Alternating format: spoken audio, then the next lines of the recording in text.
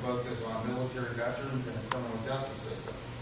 As you can see, there's a quote here at the bottom from President George Washington: "The willingness with which our young people are likely to serve in any war, no matter how justified, shall be directly proportional to how they perceive the veterans of earlier wars were treated and appreciated by the nation."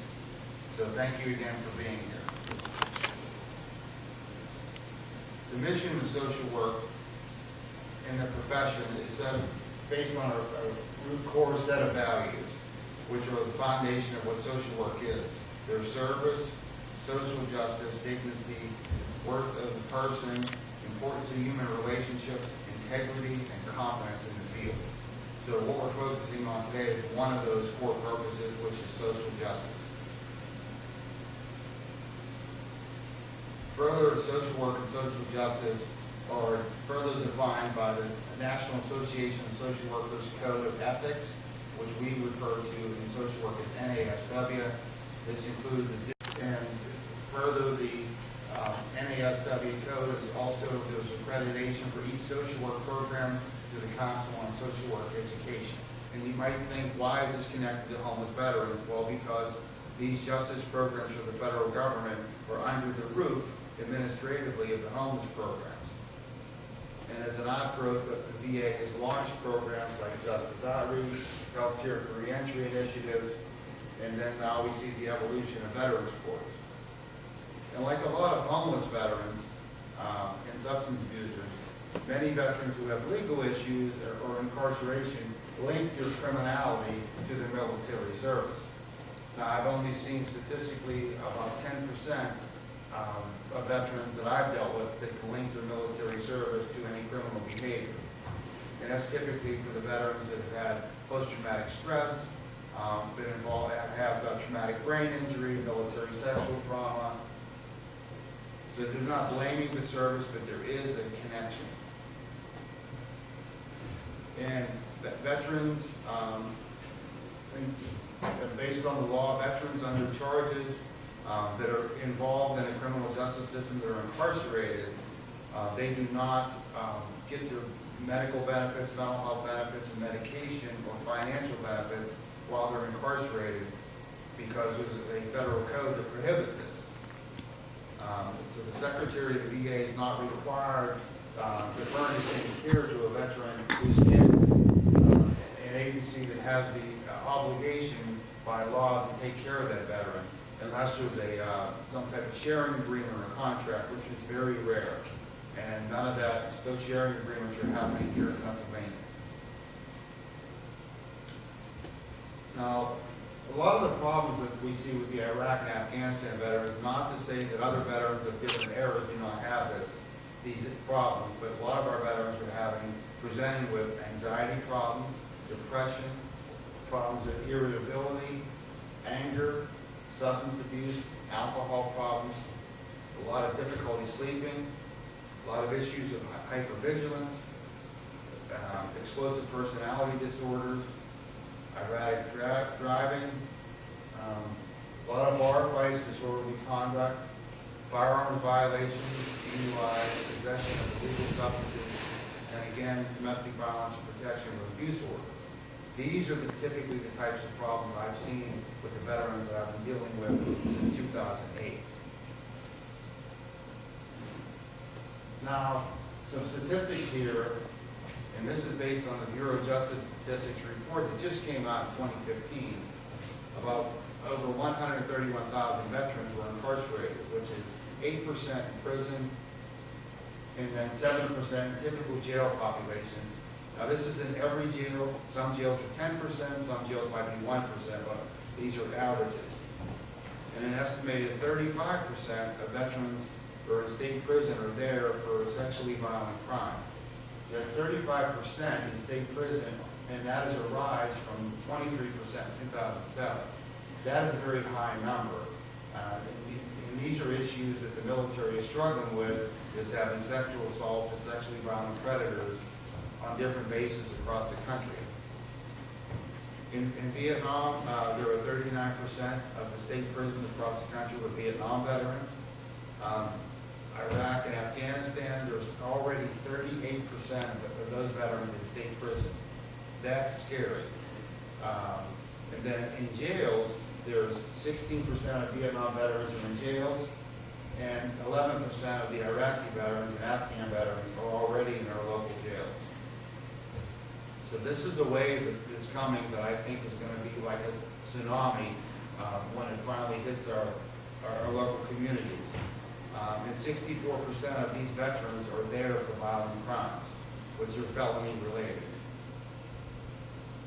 Some more statistics with this report. 43% of the veterans had 4 or more prior arrests. 77% of those that I've seen and also in this report are honorably discharged veterans. So these veterans have served their country honorably to get an honorable discharge, and that's a high number. Veterans also discharged during this era represent 13% veterans in prison and 25% in jail. So, and then further, 60% in prison and 67% in jail also saw combat. So these are the Vietnam veterans and the Iraq and Afghanistan veterans. And they've also been told by a mental health provider that they have a mental health DSM-5 diagnosis. This is further based on Bureau of Justice Statistics report in 2008. These are estimates now for the number of veterans in correctional status. So we're not talking incarceration, we're talking, well, some incarceration, we're talking probation. There's almost 400,000 veterans on probation across the United States. Parole over 75,000, jails over 72,000. You can see state prison, 136,000, federal prison, almost 20,000. So it's a total of veteran adults in corrections over 700,000, and adults arrested veterans over 1 million veterans. This is a lot of veterans to be in the criminal justice system, which those numbers that I gave you before for justice outreach and for the other justice programs, I feel like then there's an insignificant amount of social workers in the field to handle the influx and the issues that veterans are presenting with in the criminal justice system. So the veterans that I see that get in trouble, this is based on National Institutes of Crime. There's different categories of offenses. 1 is violent offenses, 2 is property offenses, 3 drug offenses, 4 is public order offenses, 5 is probation, and 6 it would be the other. The average that I've seen fall into 3.4 and 3 again are all the drug offenses. And the clustering of these offenses is, and this is based on 1,126 veterans I've seen, 22% have child support arrears. So, and then 19% domestic violence. In the DUIs, 30% of these veterans have DUIs, which is, all of this is an impact on the local taxpayers for veterans that are incarcerated. As you can see here, I have a breakdown of these 1,126 veterans, and violent offenses are 11%, property offenses 17%, drug offenses 16%, and as you can see that public order offenses, almost 37% of those, that's where the bulk of the issues are, and probation 11%. And this is locally here in 5 counties I covered in western Pennsylvania. So a lot of the work that I've done over the years has been in rural Pennsylvania. So jails from Butler all the way to Armstrong, Clarion, Mercer, Lawrence County. So 51% of those veterans are on probation. And I've had 1,919 veterans referred to me, but I was only able to get to 59% of those because a lot of these veterans that are locked up were only there for, let's say, 1 day to a week. And I was in 5 different jails every week, so I couldn't be everything to everybody. So I did what I could, and I tried to make sure that the corrections counselors told those veterans that I was available and to follow up with me. But typically, if they're not court mandated or being told by a probation parole officer, you must contact Mr. Schaffer, they don't follow through. And not surprisingly, of these veterans, of the 1,126, 69% of them were enrolled at the VA. So they were either already out and accessing services or accessing services as a result of my contact with them. The average age of these folks that I saw was 44. Age range was from 20 to 83. The 20-year-old that I saw was in the Navy and it was on a 2-year contract and had just been released.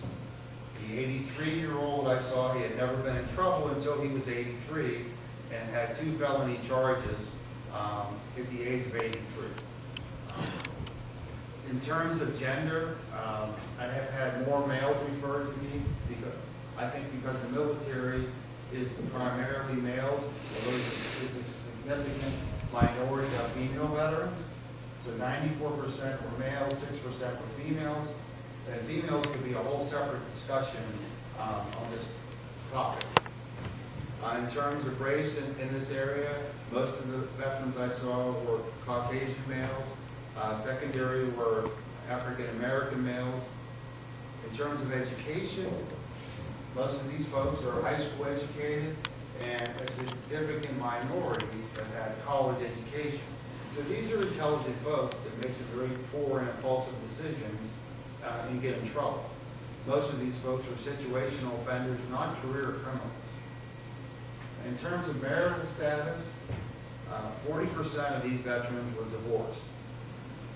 32% were never married, 17% were married, 9% were separated, and 2% had lost their spouse. So a lot of the veterans deal with partner issues as well. And further here, in terms of being non-service connected versus service connected, if you don't know what that is, service connected means you had a medical or mental health problem in the service and you're now it's been recognized and you're being financially compensated anywhere from like $120 a month to $3,000 a month based on that service connection.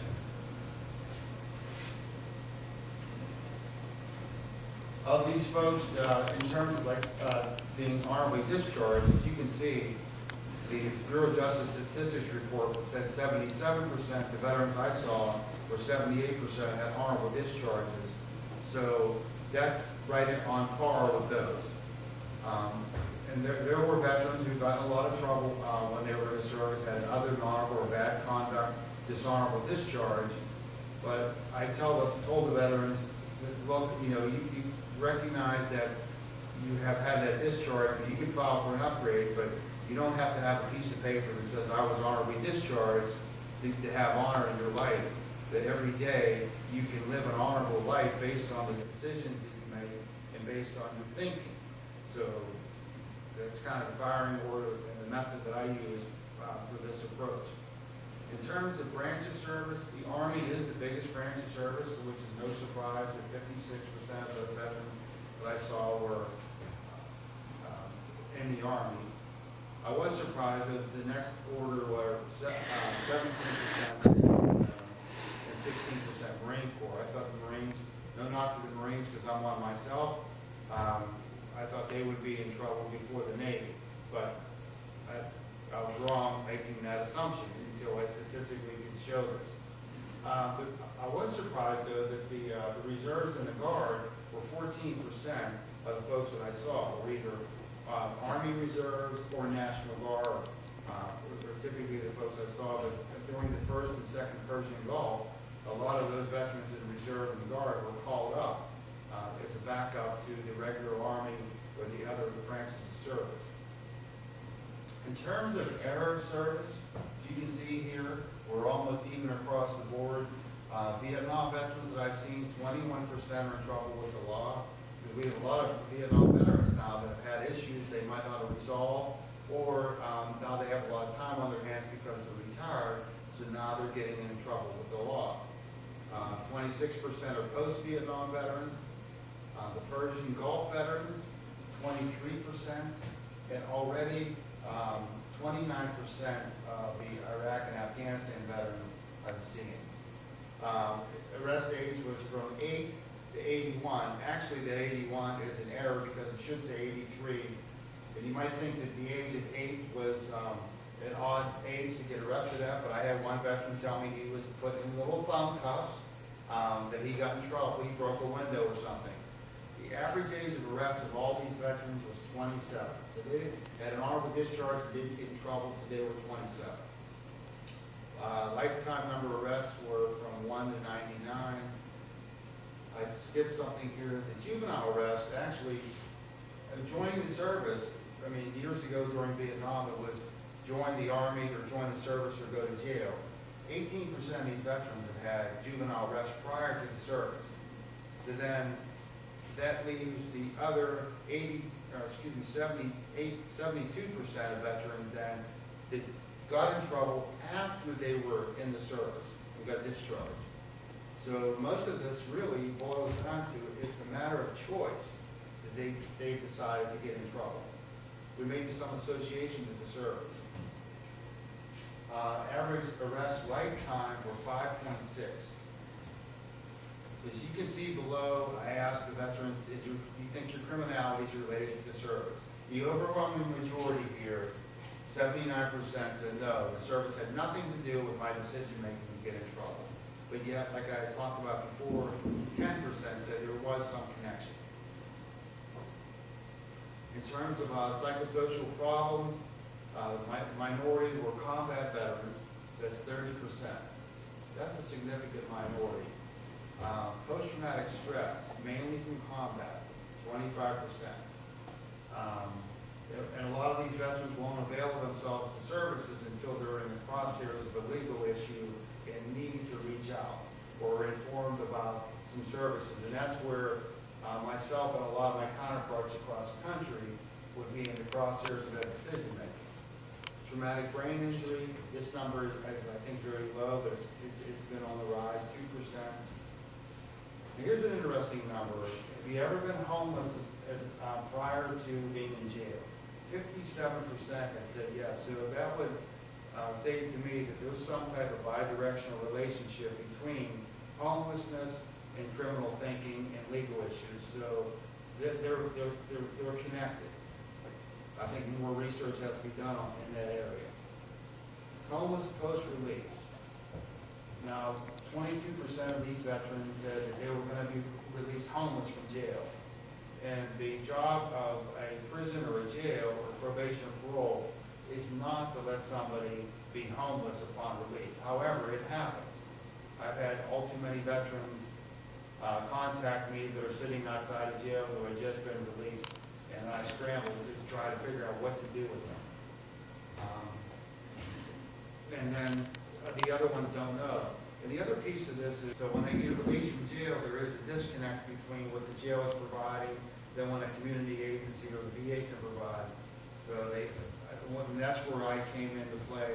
I tried to make sure that those connections were in place so a veteran can go the same day of release.